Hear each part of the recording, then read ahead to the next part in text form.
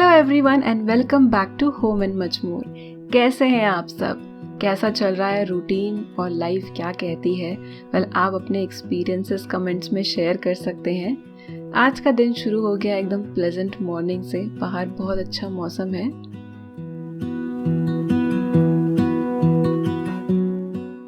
राहिन्य को टिफिन में चाहिए रेड कलर की पूरी। रेड, ग्रीन यानी बीटरूट, पालक। राहिन्य को कलर्स के नाम से अगर बताओ तो उसे ज़्यादा अट्रैक्टिव लगता है और उसे पसंद भी आता है।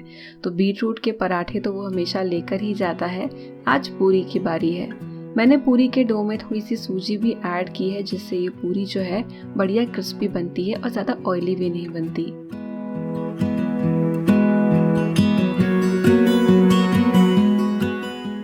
पहले मैं आपसे कहा करती थी कि राहिन्य बहुत लिमिटेड चीज़ें खाता है। आजकल थोड़ी सी जो लिमिट है उसका ब्रैकेट बड़ा होते जा रहा है, वैसे अच्छी बात है। एंड राहिन्य का चॉकलेट मिल्क, जिसमें उसने खुद से ढेर सारी कोको पाउडर डाल दी। आज मैं ये वाला टिफिन दे रही हूँ स्टील का, तो इसमें गई राहिन्य की ये पूरियाँ।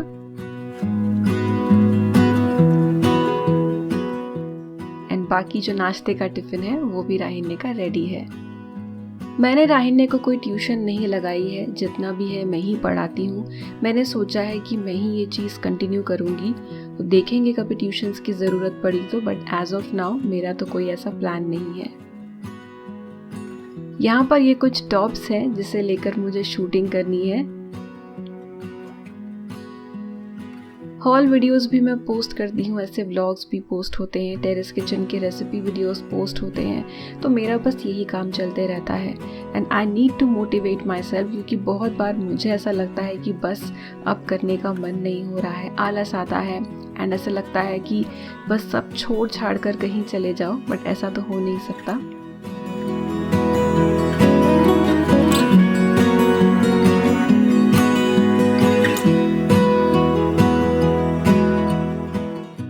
एडिटिंग के बाद अब टाइम हो गया है खाना बनाने का। तो मैं किचन में आ गई हूँ और ये जो कढ़ाई है इसे धोया था मैंने, क्योंकि ये गंदी थी और मुझे यही वाली यूज़ करनी थी। तो इसे वॉश कर लिया है, पोंछ लिया है।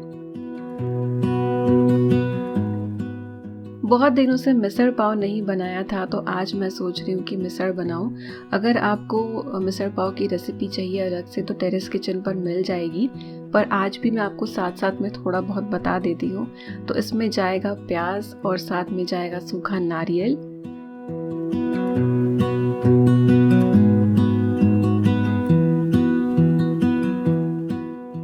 वैसे मुझे मिसळ पाव से ज़्यादा पाव भाजी पसंद है। मिसळ पाव अब फिर भी मैं काफ़ी खाने लगी हूँ, पहले तो मैं इतना भी खाना पसंद नहीं करती थी।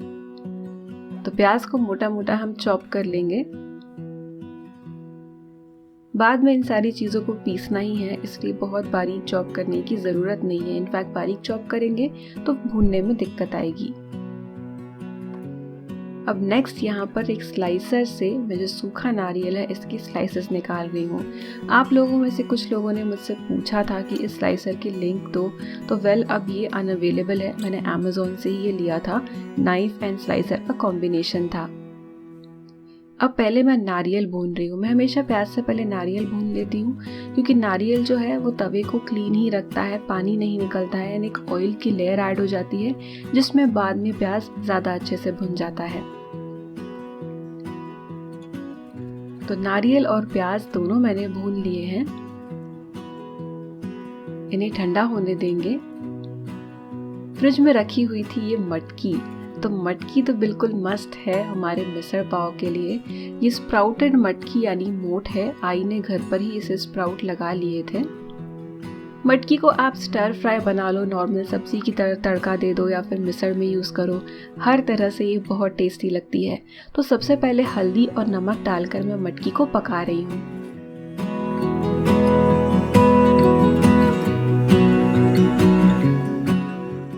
अब जो मैंने नारियल और प्याज भुना था उसे मैं पीस रही हूँ। तो गाढ़ा सा पेस्ट हमें चाहिए। इसमें मैंने हरा धनिया भी ऐड किया है, इसलिए इसका कलर ग्रीन हो गया है। हमारी मटकी भी ऑलमोस्ट पक ही गई है। थोड़ा सा और मैं इसमें पानी ऐड कर रही हूँ।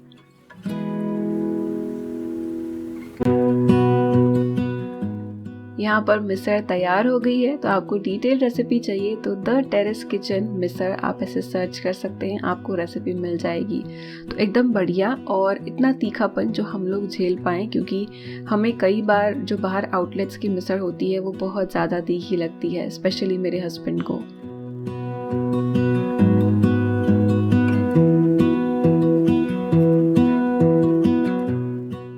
ज़्यादा नहीं, लेकिन थोड़े बहुत छींटे पीछे बैक स्प्लैश पर उड़ गए हैं, जिन्हें तुरंत साफ करने से ये बाद में कड़क नहीं होते हैं। तो आप भी ये चीज़ कर सकते हैं। शॉप से मैं पाव लेकर आ गई हूँ और ये जो पाव है मिसळ पाव के साथ ऐसे ही सर्व किए जाते हैं, लेकिन मेरे हस्बैंड ने कहा कि थोड़े से सेक कर आप परोसो। इससे भी ज़्यादा अच्छे लगते हैं जो बेकरी वाले फ्रेश पाव होते हैं, यानी जो खुले मिलते हैं, वो ज़्यादा अच्छे लगते हैं। ये जो पैकेट वाले पाव होते हैं, स्पेशली ऐसे थोड़े से बड़े मोटे वाले, इनमें हल्की सी मिठास होती है जो मुझे इतनी पसंद नहीं है, पर ठीक है, यही एक ऑप्शन मिल गया था। थोड़ा सा मिसळ पाव मैं अपनी नेबर को देने जा रही हूँ, तो वो तुरंत इस डब्बे में से निकाल लेगी, तो मैं सोच रही हूँ इसी डब्बे में इसको देकर आती हूँ।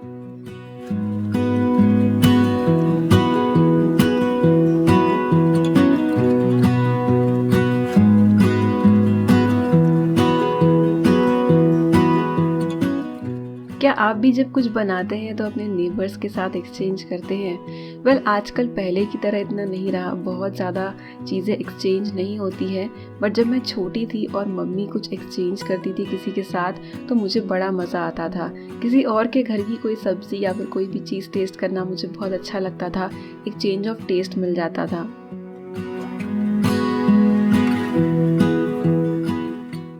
तो बस अब मैं ये देने जा रही हूँ।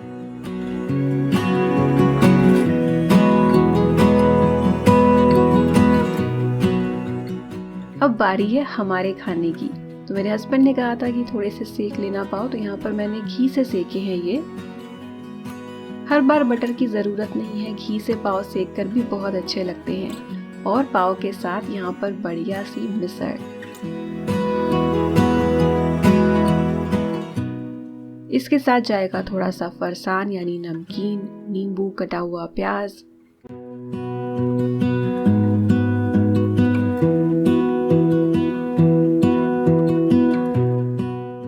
थोड़ा सा जो एक्स्ट्रा रस्सा है वो भी मैंने यहाँ पर रखा हुआ है। बस मुझे रियलाइज हुआ कि धनिया घर पर नहीं है, वरना धनिया मतलब जितना था उतना पूरा मैंने मिसळ के पेस्ट में यूज़ कर लिया, तो वो ख़त्म हो गया। खैर कोई बात नहीं, धनिया का टेस्ट तो ऑलरेडी है ही। यहाँ पर जो आप बाहर कैबिनेट देख रहे हैं, यहाँ पहले द टेरेस किचन की शूटिंग हुआ करती थी। एंड साथ ही में जो भी मेरे शूटिंग का सामान है, क्योंकि मेरा एक कुकिंग चैनल है, मेरे पास बहुत सारे अलग अलग टाइप की प्लेट्स और चीज़ें हैं जो मैं सर्विंग के लिए यूज़ करती हूँ, तो वो सारी इस कैबिनेट में है। तो बहुत टाइम से कुछ चीज़ें थी जो बिल्कुल भी यूज़ नहीं हुई थी, तो मैंने सोचा कि अब डीक्लटरिंग का समय आ गया है एंड साथ ही में कैबिनेट क्लीनिंग का भी टाइम आ गया है। तो सबसे पहले तो यहाँ पर ये ऊपर वाले ड्रॉअर में जो सारी चीज़ें हैं ये मैं निकाल रही हूँ।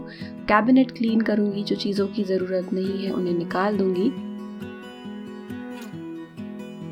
इस कैबिनेट में हमारा काफ़ी सारा सामान आ जाता है और ये बहुत सारी चीज़ें हैं, आपने चैनल पर स्पेशली द टेरेस किचन पर मुझे यूज़ करते हुए देखा होगा।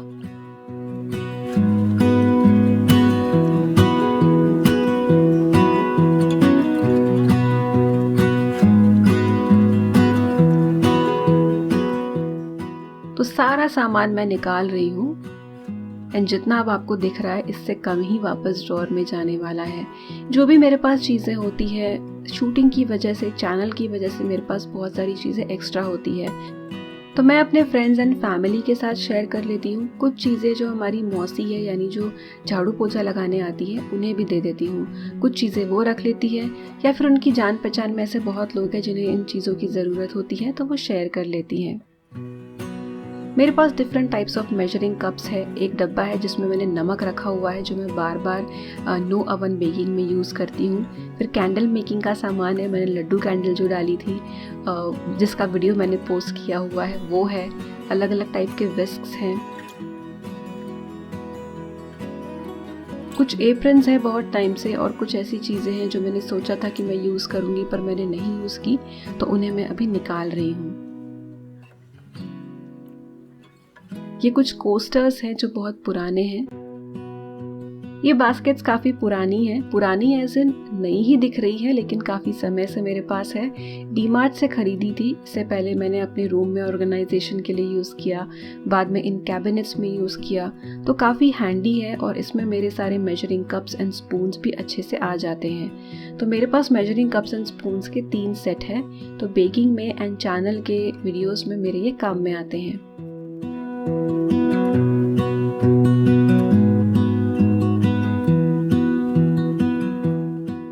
कैमरे पर इतनी आसानी से ये नज़र नहीं आएगा, लेकिन बास्केट जो है इसमें एक धूल की लेयर जम गई थी और अब ये काफ़ी अच्छी बढ़िया क्लीन हो गई है। चीज़ें जब भी हम यूज़ करते हैं, यूज़ के बाद अगर इन्हें वापस से उसी जगह पर रखें जहाँ ये होती हैं, तो जो चीज़ें हैं बार बार ऑर्गेनाइज करने की ज़रूरत नहीं पड़ेगी। अब ये पूरा कैबिनेट मैं इसलिए ऑर्गेनाइज फिर से कर रही हूँ क्योंकि मुझे मेन तो ये क्लीन करना था। काफ़ी गंदा हो गया था, अंदर धूल मिट्टी जम गई थी एंड साथ साथ में मैंने सोचा कि थोड़ी सी डीक्लटरिंग भी की जाए।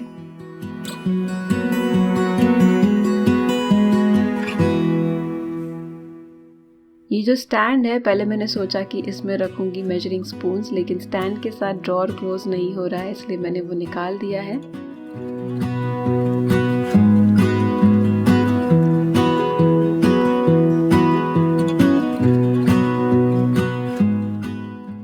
ये पलटा थोड़ा सा चिप हो गया है। मेरे हस्बैंड बोले कि इसे मैं थोड़ा सा सैंडिंग पेपर से सैंड कर दूंगा तो वो स्मूथ हो जाएगा।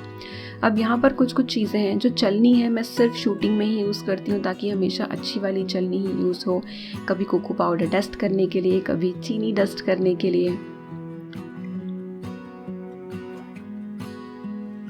ये जो सारी चीज़ें हैं कभी ना कभी मेरे वीडियोस में या फिर घर की कुकिंग में यूज़ होती ही है, बट मोस्टली ये वीडियोस में यूज़ होती है।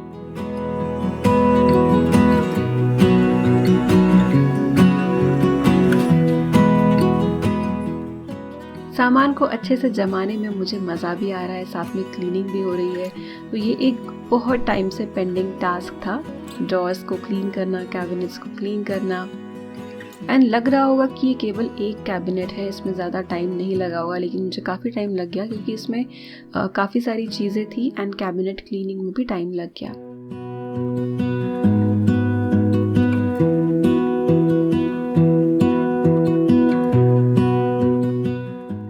जो मैं किचन क्लीनर यूज़ कर रही हूँ, इसकी लिंक आपको दे दूँगी। इससे बहुत ही आसानी से जो धूल मिट्टी और काले काले दाग थे वो ड्रॉअर के निकल आए।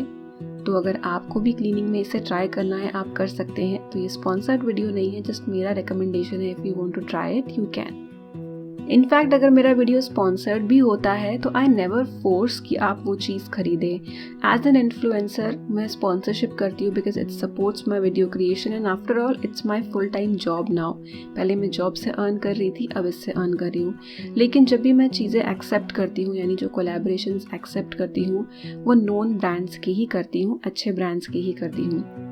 And at the and decision आपका ही है कि आपको वो चीज़ खरीदनी है या नहीं। आपको मेरे चैनल पे बहुत सारी चीज़ें मिल जाएंगी, आपको लगेगा कि इतने सारे सामान का मैं करती क्या हूँ। तो सारा सामान मैं अपने लिए नहीं रखती हूँ, बहुत सारा मैंने शेयर कर दिया है और बहुत सारा ब्रांड को वापस भी दे दिया है क्योंकि मुझे उसका यूज़ नहीं होता। यहाँ पर अब ऐसी कुछ चीज़ें हैं जो कभी कभार निकलती है, जैसे बारबेक्यू स्क्यूअर्स हैं, ये ठंड के मौसम में निकलेंगे। आइसक्रीम मोल्ड है, ये गर्मी के मौसम में निकलेंगे।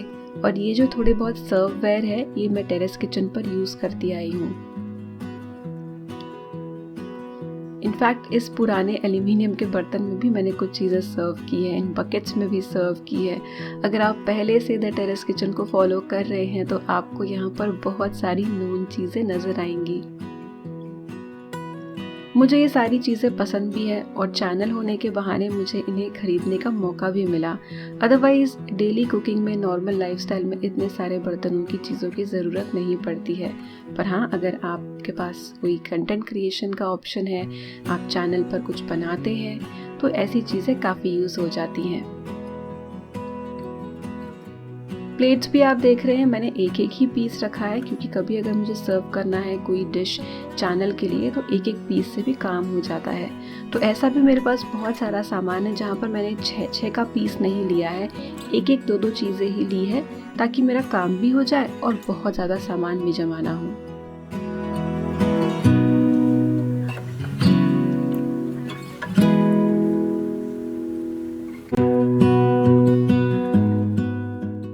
आपको दिख रही होगी कि एक ब्लैक सी लेयर पूरी जमी हुई है, और इसे निकालने के लिए मैं जो स्प्रे है वो यूज़ कर रही हूँ, तो ये आसानी से निकल रही है। मतलब केवल ड्राई कपड़ा घुमाने से ये नहीं निकल रही, इतनी ज़्यादा ज़िद्दी एंड ये चिपचिपी सी हो गई है।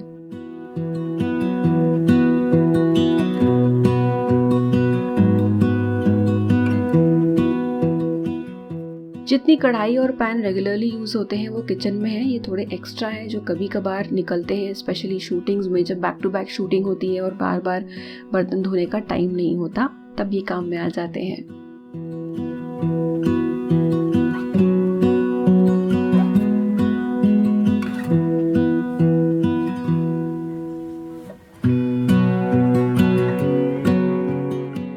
अब आ गई ये सबसे लास्ट वाले सेक्शन की बारी। Finally this is coming to an end. तो अब यहाँ पर कुछ चीज़ें ही बची है जो मुझे डीक्लटर करनी है। ये बास्केट्स मैंने डीमार्ट से खरीदी थी, काफ़ी अच्छे रेट में मिल गई थी, और दोबारा से ये बास्केट्स कभी मुझे डीमार्ट में दिखी ही नहीं।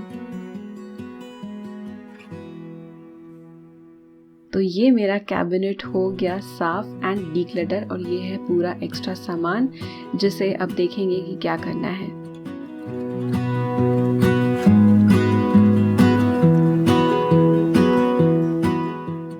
एक ही दिन में सारी चीज़ें करना इम्पॉसिबल हो जाता है, इसीलिए कभी कभार अपना टाइम निकाल कर एक पर्टिकुलर सेक्शन क्लीन कर लिया जाए, डीक्लटर कर लिया जाए, तो घर हमेशा बढ़िया रहेगा।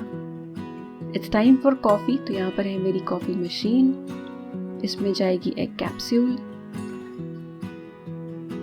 ये कॉफ़ी मशीन मुझे बहुत बढ़िया लगती है, जस्ट दैट ये कैप्सूल बहुत महंगे होते हैं, ऐसा लगता है कि काश ये ज़रा सस्ते होते, but still cafe style coffee घर में पीने के लिए बढ़िया है, कैफ़े से तो ये कम ही है। मुझे कॉफ़ी में मिल्क चाहिए और थोड़ी सी शुगर भी चाहिए, बिना शुगर की कॉफ़ी तो मेरे गले के नीचे उतरती नहीं है। दो आई ट्राइड, एक बार मैंने ब्लैक कॉफ़ी पी और इतना अजीब सा मुंह बनाया कि मेरे हस्बैंड हंसने लगे। उन्हें लगा ही था कि मैं नहीं पी पाऊंगी, पर मैं बहुत एकदम जोश में बोल रही थी कि नहीं देखो तुम, मैं पीती ही हूँ, बट ऐसा कुछ हुआ नहीं।